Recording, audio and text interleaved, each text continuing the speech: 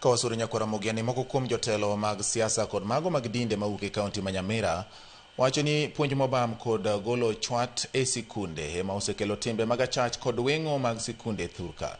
Ka giloso e romo ma otimore Kitutu Masaba e kaunti ma Nyamira, jotelogo kwayo jonyuol kod gwenge duto mondo oti kanyakla e puonjo nyithindo mar neno ni gidongo e yo makare.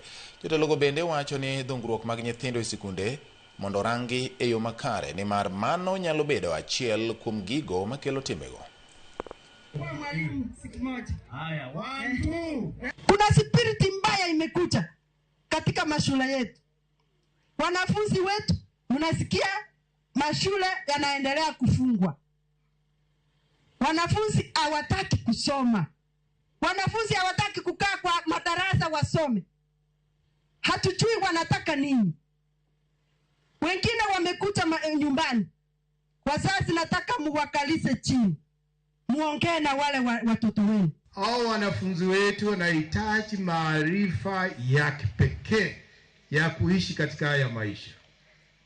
Tusipowahimiza vile ilivyo, basi tutatoka tuacha hakuna kizazi hata kidogo.